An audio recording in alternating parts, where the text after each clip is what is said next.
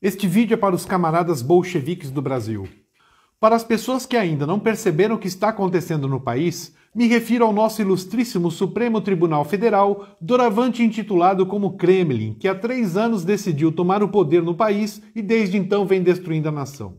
Nesta semana, 2 notícias importantes vieram do Kremlin. O camarada Alexandre de Moraes determinou, sem que exista uma lei para isso, que qualquer brasileiro que fizer críticas às urnas eletrônicas será perseguido, grampeado, vasculhado e encarcerado. Ele não admitirá, enquanto for dono do país, que uma eleição seja questionada, mesmo que as evidências de pilantragem e fraude sejam gritantes.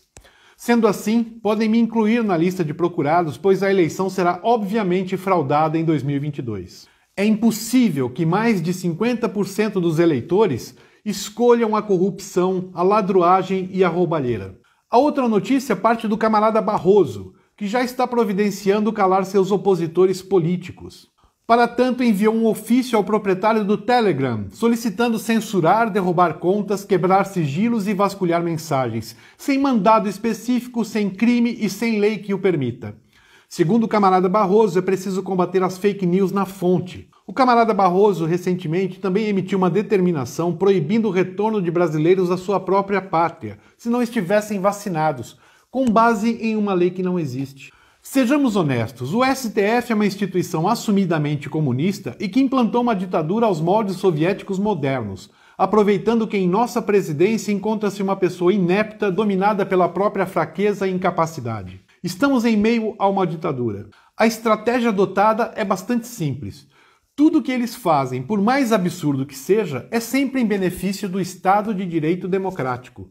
Do outro lado, tudo que você faz em desacordo com o que deseja o Kremlin faz de você um criminoso, fascista, antidemocrático que deseja tomar o poder à força e, portanto, deve ser eliminado de circulação, tanto nas redes sociais como fisicamente. Exatamente como o regime soviético fazia. Quando falo fisicamente, não é exagero. As prisões ilegais efetuadas recentemente são fatos que não podem ser ignorados. Os flagrantes crimes de responsabilidade praticados pelos nossos queridos camaradas se acumulam nas notícias pela imprensa e nas gavetas do Senado. Se o Senado aceitar qualquer denúncia contra o Kremlin, senadores pendurados em processo de corrupção terão suas carreiras políticas encerradas atrás das grades. O Senado protege o STF por medo. E o STF controla o Senado com ameaças. Estamos diante de uma organização comunista formada por ministros que atuaram abertamente para que seus presidentes de esquerda chegassem ao poder. Muitos discursaram até em comícios. Estes camaradas tomaram o poder desde que o Bolsonaro foi eleito como o primeiro presidente conservador. O ativismo político do Kremlin saiu dos gabinetes chiques e passou a dar rasteiras, socos e pontapés nas ruas. A chegada da direita ao poder foi a oportunidade que os comunistas esperavam para destruir a democracia, em nome da democracia. Processos que foram julgados pelo STF contra políticos e presidentes de esquerda levaram anos para serem concluídos. Atualmente não é possível abrir um jornal sem ler que o mesmo STF, que não consegue julgar um caso em 21 anos, determina prazos de 24, 48 e até 72 horas para que o presidente responda a uma acusação qualquer sem fundamento. Renan Calheiros, por exemplo, possui incontáveis inquéritos no Kremlin, cujos ditadores parecem esquecer de conduzi-los até o final. São décadas que tais inquéritos deslizam suavemente naquelas gavetas gourmets, sem qualquer avanço. A cada ano sorteiam um desses inquéritos e promovem o seu arquivamento alegando falta de provas ou simplesmente a prescrição, sem o menor constrangimento. Em nossa democracia, não podemos exigir do Kremlin que ele responda em 24 horas porque está soltando seus políticos corruptos de estimação e devolvendo a eles a chance de roubar o nosso dinheiro.